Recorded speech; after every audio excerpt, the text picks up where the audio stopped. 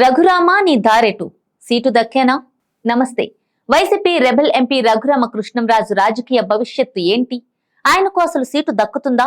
ఏ party నుంచి పోటీ చేస్తారు? ఏ పార్టీ ఆయనను ఆదరిస్తుంది అనేది రాజకీయ వర్గాల్లో హాట్ టాపిక్ గా మారింది.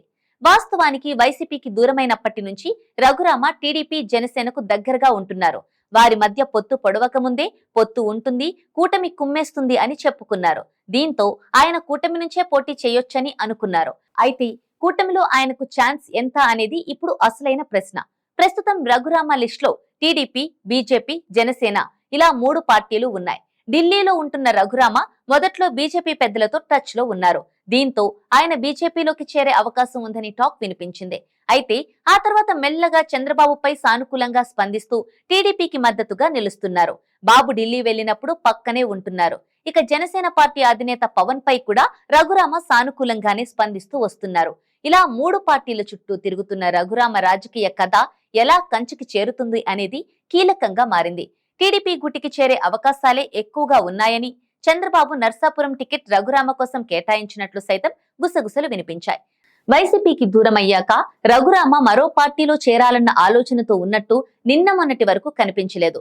వివిధ పార్టీల నుంచి ఆఫర్స్ ఉన్నాయని చెప్పుకుంటున్నారు. కానీ 5 ఏళ్లుగా నియోజకవర్గానికి రాని ఆయనకు ఏ పార్టీ సీటు ఇస్తుంది అనేది ఇప్పుడు ప్రధాన ప్రశ్న. బీజేపీ నాయకత్వాన్ని ఎప్పుడంటే అప్పుడు కలవగలరనే పేరు తెచ్చుకున్న రఘురామ ఇటీవల కాలంలో బీజేపీ పెద్దలను కలిసింది లేదు. అదే సమయంలో బాబు, పవన్లతో దోస్తానా నడుపుతున్నారు. అయితే టీడీపీ, జనసేన పొత్తులో టికెట్ కోసం ఇప్పటికే ఆయా పార్టీల్లో ఉన్న నేతలు కొట్టుకునే పరిస్థితి ఉంది. ఇలాంటి సమయంలో అప్పటికప్పుడు వచ్చి టికెట్ ఎగరేసుకుపోతా అని రఘురామ అంటే బీజేపీ, జనసేన అధినాయకత్వం అంగీకరిస్తుందా, కేడర్ మద్దతు ఇస్తుందా అనేది చెప్పలేని పరిస్థితి. అందుకే రఘురామ కృష్ణంరాజు రాజకీయ ప్రయాణం ఎటూ తెలియని సందిగ్ధత స్థితిలో పడింది. ఏపీలో జగన్ పాలనకు ముగింపు పలకాలని అందరికన్నా ఎక్కువగా ఆయనే కోరుకున్నారు. టీడీపీ, బీజేపీ, జనసేన కలిసి పోటీ చేయాలని మొదటగా ప్రతిపాదించింది ఆయనే. ఇప్పుడు ఆ ప్రతిపాదన నిజమయ్యే పరిస్థితులు కనిపిస్తున్నాయి. కానీ ఆయన దారి అంతు చిక్కకుండా ఉంది.